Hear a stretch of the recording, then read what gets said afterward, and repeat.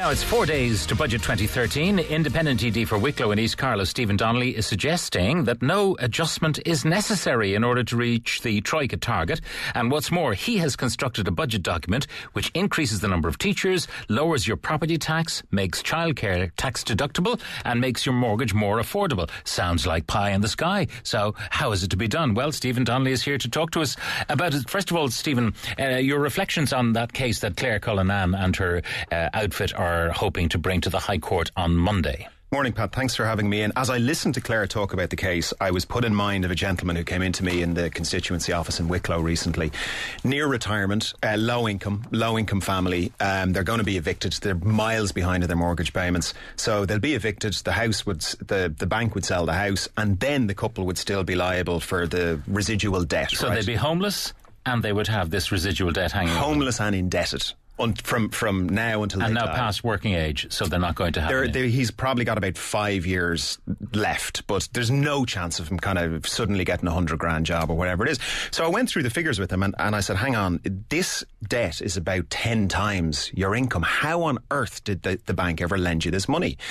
And he said back in 2005, I think it was, there was about a 10-week period where he'd got construction work and he'd got a great wage for 10 weeks, and he said the bank based the mortgage off that.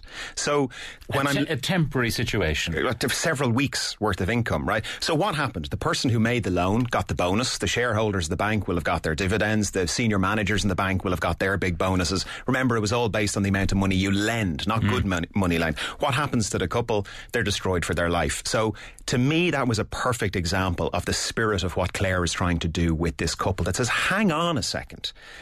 Did the couple borrow the money without a gun to their head? Yes, they did. Should they not have borrowed it? Sure. But neither of these people were accountants or economists or financially qualified. Was there an onus on the bank not to lend them that kind of money? Of course there was. But what are the repercussions for the bank? Not many. Not many. Now, I know you put pressure on the bankers in committee to try and own up to some fraction of culpability. But regularly on radio, I've been saying over the last few years, for most people, buying a house is maybe once, twice, or perhaps at most 3 times in a lifetime. Banks are doing it once, twice, 3 times an hour. Yeah. In other words, the level of expertise that they had bringing to the transactions was enormous. Yeah. Whereas the level of expertise that the purchasing individual or couple are bringing is minuscule. I mean, as I say, it's a one-off. They are walking into a jungle and they don't have a roadmap, but the banks have a roadmap, and I just don't get how they don't accept the fact that they were the people in the position of knowledge and power and that they abused it. I think privately some of them would say, look, of course we did abandon prudential lending principles, but their actions are all we can go on. And as you know, for the last 2.5 years, through the Dáil, through the Finance Committee, I have been pushing the government and the central bank to force the banks to engage in meaningful restructures. And to date, notwithstanding a few good things that are happening, to date, by and large, they haven't done that. Now, let's get to your budget. You've been working on this, and it's been informed by the ESRI figures and their projections, which John Fitzgerald himself said, the one thing I can say for certain about them is that they're wrong, but they are positive. Now, how has that informed your budget calculations? So what the ESRI show, they came out with their quarterly report on Wednesday, and there's one very interesting number that jumped off the page on me at me, and it's this. Their projection for the deficit for this year is 800 million less than the projection that everybody has been using. So as you know, we have to reduce the deficit to get to next year's Troika target of 5.1% of GDP. Right? So what the ESRI have said is, look, it's not going to be minus 12.5 billion this year. It's actually going to be 11.7, so 800 million less. So that's your starting point. So now. that should be the starting point. Not the government's 12.5 billion deficit. You're saying the real deficit is 11.7, therefore that's where we should start. Absolutely. Now, is that why Enda Kenny's been making these positive noises about the budget in the last few days, saying we're going to help families and so on, who've gone through the mill the last while? Yeah, look, it's a great question, and I hope there's not a deeply cynical ploy going on here, whereby Michael Noonan has said, Oh, it was going to be an adjustment to 3.1. You know what? We're going to give in to Labour because they're in danger of not getting re-elected or walking out of government, and it'll only be 2.5. So that's down by 600 million. But actually in the background, I know that where we're starting from has actually fallen by 800 million, and therefore, you know, I hope... 2.3 without doing anything, taking into account the promissory note cash and all the rest. Exactly. The cash flow, rather. Exactly. Now, Pat, as you know, the Cabinet is meeting, I think, at the moment. And what I hope that they are doing is they are using the latest figures. So I spoke to John Fitzgerald yesterday in some length about the 11.7 to make sure I was comfortable standing over it, right? Yeah. Because it's a big call. And he walked me through exactly what it was. So they have used new information from the CSO and others around the cost of servicing the national debt. And they are standing over this as a revised figure with better information on the IMF figures. So that's where Minister Noonan should be starting from. Absolutely. Next Tuesday. And we'll wait and see. Maybe that is the rabbit that they're going to pull out of the hat, and maybe that's the rabbit that they showed to Europe and got the nod on their budget protection. But we'll see. Now let's look at what you're doing in terms of two things. There'll be cuts and there'll be taxes. Even in your budget, right? Yeah, yes, that's right. So the figures show, if you start from the ESRI figure, which is the best figure out there, you subtract a few things, right? There's 1.9 billion of improvement going to happen anyway. This is revenue buoyancy, less people on the live register, accruals, a bunch of different adjustments that have nothing to do with the budget. Now that's going to happen anyway. That's going to happen anyway. That's a government figure. That's not my figure. That's straight from the Department of Finance. But sure, if we subtract that off the 2.5, we're nearly there. Well, you don't subtract it from the 2.5. You subtract it from the 11 point, from the ESRI starting point, right? Okay. So the problem is, Pat, I kind of come at this from the private sector, whereby if you're trying to get from one figure to another, you start at that figure, you make a bunch of adjustments to that figure, and you get to your new figure. So the first thing you did is you got 11.7, you subtract 1.9. 1.9. You then subtract a further 900 million, which is the so-called carry forward. So these are things like a full year of local property tax, Haddington Road, changes to PRSI. So things that happened last year that are going to reduce the deficit next year. So you start at 11.7, you subtract 1.9, you subtract another 0.9, and that gets you to the Troika target of 5.1%. So the starting point we should be coming from is, without doing anything in the budget. No adjustments whatsoever. None. Just carry on as we are. Carry on as we are. You get to the Troika target. You get to the Troika target. Now, that's not what I'm proposing, but that's pretty relevant stuff, right? And I rang a bunch of economists and I spoke to Department of Finance people and said, let me make sure, I'm going to go on the national radio with Pat Kenny and say this, does this stack up? And so far, everyone has said, yes, it stacks up. Now, let us write this large for everybody to hear, that if we just carry on with nothing changing at all, nothing, no changes in the hotel situation, the VAT, no changes in the property tax, no changes in tax bans, no cutting of social welfare, no taxing of pensions, any of that kind of thing. Just keep going as we are. We do nothing on Tuesday. Minister Noonan stands up and says, lads, I have nothing to say. That's right. We just carry on. That's what you're saying. That's what I'm saying. No, you're not. That's not what you want to do. That's not what I'm proposing. Yes. But I think that's a very important starting point. All right. So Minister Noonan does not need to do anything. It's called the do nothing case, right? Yes. The do nothing case gets us hitting the 5.1% target next year. That's where I'm starting from. It's a very relevant starting point. All right. So you are not doing that, but you're proposing to, let's talk about the taxes, the money you want to raise and how you're going to raise it. So the first thing, you want a 3% online gambling tax. That's right. There's already a levy on taxes in the bookies. So really what we're saying is, look, we can see in the market there is a huge move to online gambling. We are basically replicating the same thing online. You know, why should you not have the levy if you're making a bet online? And here's the answer they will give. Online gambling is a global business. You can't do it locally because all they'll do is back with Ladbrokes or Paddy Power in the UK off a UK website, so you'll get nothing. Well, let's figure that out. You know, it can't be beyond... Well, that's all very well. You know, well, I mean, they can't figure out how to tax child benefit, even though many people say they should for high earners. They say it's beyond the wit of their computer wizards. Look, Pat, Dell computers are manufactured in Ireland, right? And the components are manufactured and sourced and imported from God only knows how many countries and regions around the world.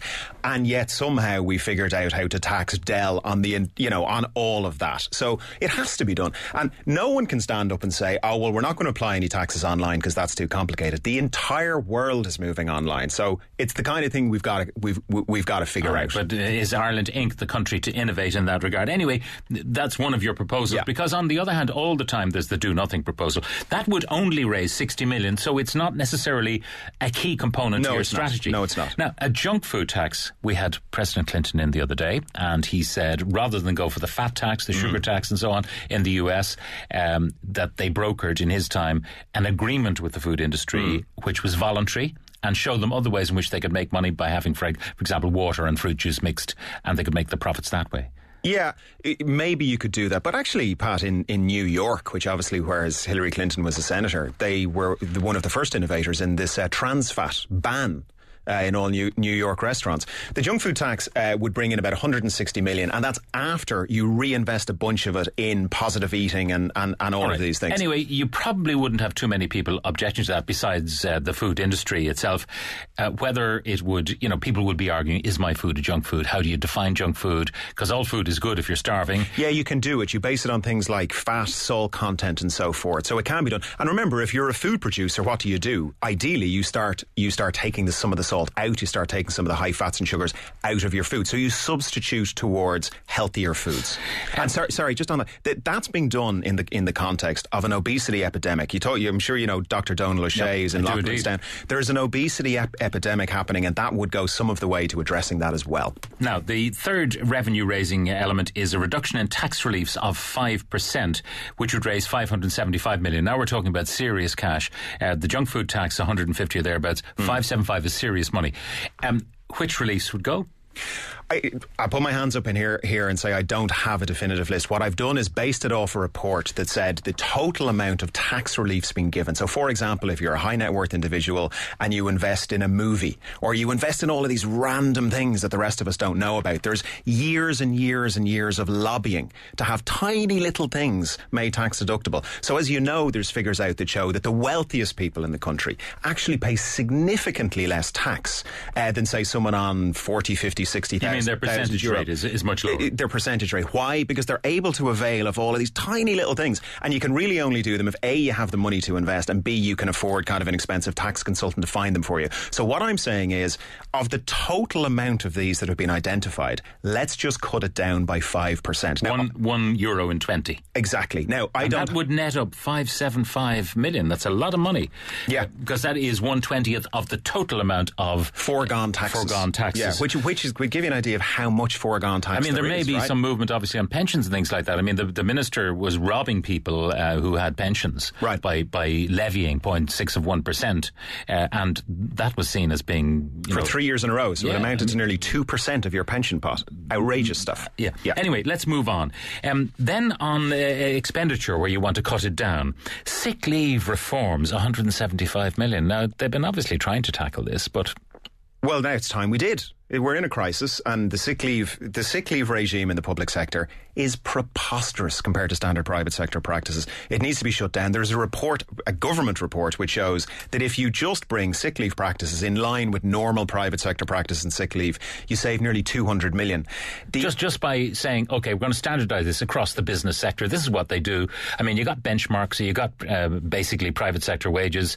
Now you're going to have private sector practice. Well, they've got significantly higher than private sector wages, actually. Well, at the moment, but when they were benchmarking, it was an attempt to level the playing field. Well, now you have it. In fact, given the recession, you're doing better. Yeah. Therefore, you adopt the private sector. Well, look, is that your idea? Look, the benchmarking was a farce. The benchmarking was meant to peg public sector wages to private sector wages. In fact, it pegged them way above. But all this says is, what it does is says, hey, we're looking at, say, this department. It turns out that you guys take 2.5 times more sick leave days than the people in HP. Are you inherently sicker than they are? Probably not. So is the sick leave regime being abused a little bit? Of course it is. Now, you've another big figure of 640 million for healthcare reform. Now, we know that James Riley's having difficulty balancing his budget anyway. He's already hundreds of millions in hock at this stage. But you have particular items on the healthcare agenda that you think would save this kind of money. That's right. Look, this is the 640 million is, to my mind, hugely conservative.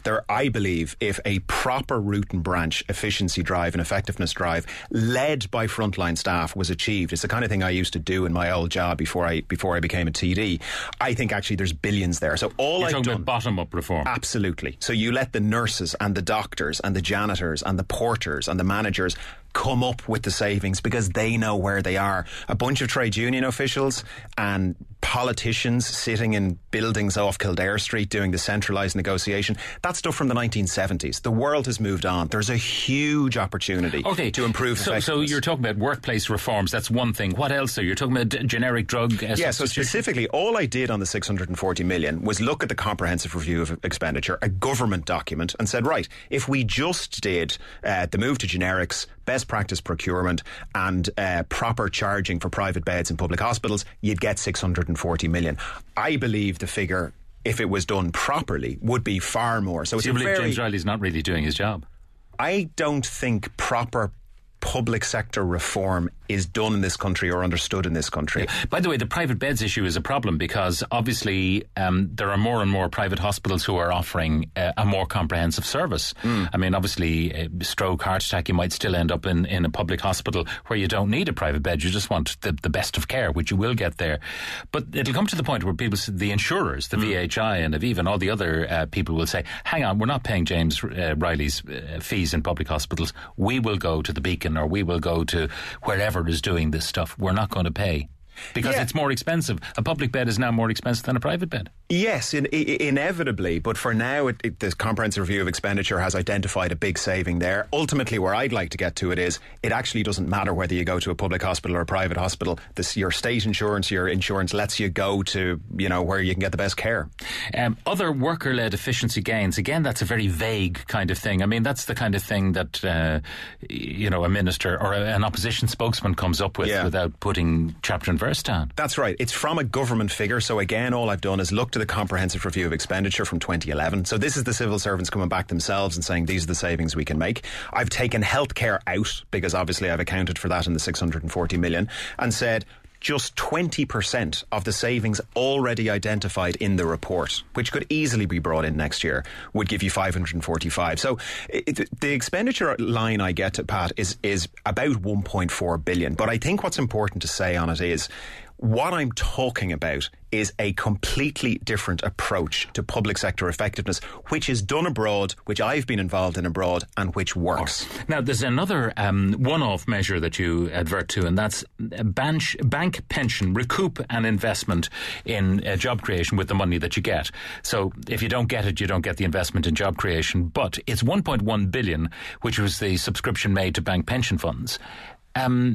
My information is that had to be put in order to allow the banks to early retire people, because unless the pension fund is fully funded, you can't early retire people because they would be seen to get advantages over those who are still in work. That's right. We found this out from the public interest directors in the Finance Committee, and I nearly fell off the chair when the bank said, yes, we've used over €1 billion of public money. We, the bank that has absorbed about 20 billion, we've used over $1 billion of that to top up our pension fund so people can voluntarily retire. So we challenged the Taoiseach on it and the Dáil.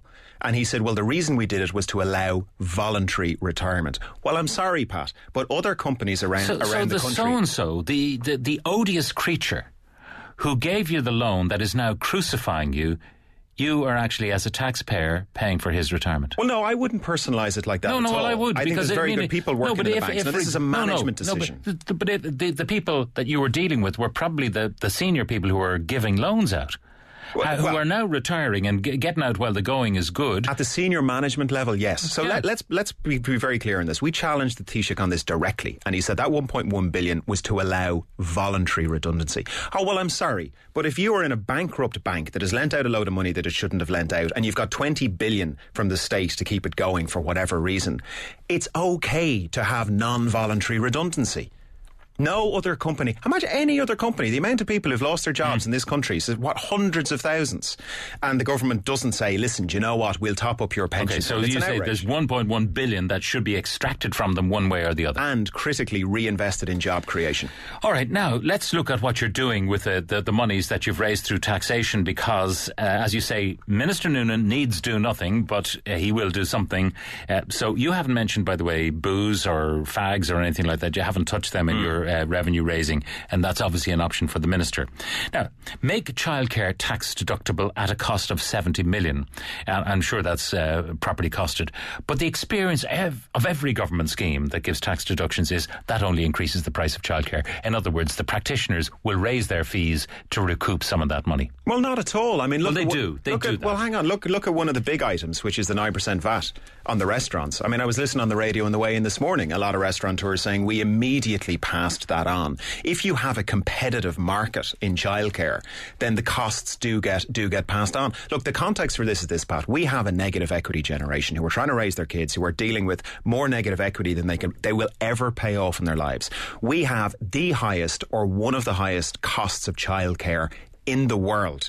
I saw a figure the other day that something like 50% of people's net income is going on childcare. So what happens? You get parents, mainly mothers, trapped at home, unable to go back to work because the childcare cost would simply be too high. All right, and again, with any of the schemes, and the property schemes particularly, what happened was the developers tended to up their prices to absorb Section 35, Section 27, all that kind of thing. But anyway, just on this, you presumably could institute, could benchmark the price of childcare and say anyone who ups the price of childcare over and above the cost of inflation, which would be only 2%, will not qualify. Sure, you could look at all sorts of things. Yeah. There's a study out from Canada, from the Centre for Spatial Economics, which actually believes that making childcare tax deductible is revenue neutral. I asked Minister Noonan to do the analysis over a year repeatedly in PQs. He kept going back and saying it's too difficult. I got Trinity, very, very smart Trinity final year student to do it. She found that the optimal investment is 70 million, and that's what I've used here. I think it would be a huge boost and allow parents to get back to work, those who want it.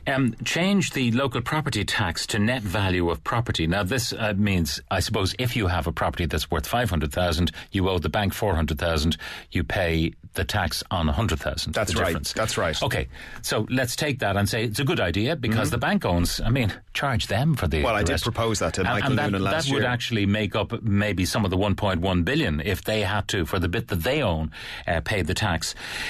But here's the rub. So I have a place worth 500,000, I own it totally, and I'm paying property tax on it, and then I get this measure and I say, I'll get another mortgage, just to reduce my liability on LPT. It's a reasonable consideration, but honestly, you own your house and you think, I could reduce my property tax from 500 to 420. I'm just giving you the I'll argument. take a mortgage out. Like, that's just not going to happen. Okay. The point on the local property tax is this. Michael Noonan, when he brought it in, I strongly resisted it. He said, well, this is a tax on wealth, it's a tax on assets, it's one of these things. Well, guess what? If you're living in a house with a market value of €300,000 and you owe 450,000 on that, it's not a wealth you're tax. being taxed on a debt. You're being taxed on the noose around your neck. So what I'm saying is keep local property tax in, because broadening the tax base is important, but charge people on their asset, not on their debt. So then as you mature with your family and so on, and you're paying off more of the mortgage, you are paying more property tax. But at the beginning, when you're screwed by everybody, you're paying very little. And when your tax. mortgage payments are highest, and when you've got kids.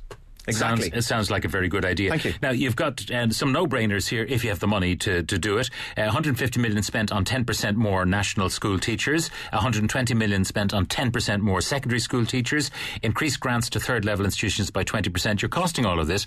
If you can raise the money, they're all good ideas. Then introduce 0% loans for third-level students. Yeah.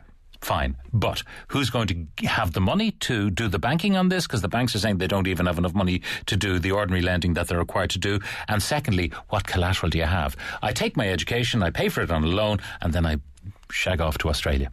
Well, you can, and if you do, fair enough, but you're never going to be able to come back to the country because you're going to get this huge bill. The idea, what I'm using is an amalgam of two schemes I've seen, which is an American scheme and a UK scheme. The American scheme, the state funds it. So remember, the state doesn't have to come up. Let's say I'm going to lend you 4,000. I'm the state, you're going into your first year in UCD. I don't have to get 4,000 out of taxes and give you that 4,000. I go out to the markets as a separate scheme and I fund it. And that's why the cost to the state, I believe, is only 12 12,000. I've based that off 12 million in 1 year. I've based that off half of the students in the country, third level students, borrowing 4,000 in a given year. It's only the cost of the funding. Okay. So very low cost, very useful both for students and for parents. Finally, your investment in the mortgage crisis, reinstate interest payments as 100% tax deductible. Yeah. And that would cost 95 million. It seems a relatively low cost for something that would be extremely popular, number one. Remove PRSI on rental income. Now, why would you do that? Because you know the buy-to-let sector, landlords generally are being hammered. But you were telling me before you came on that many landlords are not your classic landlord at all. They're not at all. I am an accidental landlord, right? How? All of my friends are accidental landlords because you go and you buy a place back in the bubble when everyone says you have to. You buy a place for far too much money that doesn't really service your needs. You're single or a couple, no kids, and you buy a shoebox. Right. You buy this tiny little thing for a vast amount of money you should never have borrowed and should never have been given to you. You have 1 kid, 2 kids, 3 kids. You've got to move to a bigger place. So what happens? You have to rent. So you can't sell because you're negative equity. You can't sell it, right? So therefore you rent from someone else. So you're renting from a landlord, but you yourself have become a landlord. Yeah, now, so that's bad enough. So when you're renting, first of all, you don't get the mortgage interest relief as if you were living in the house.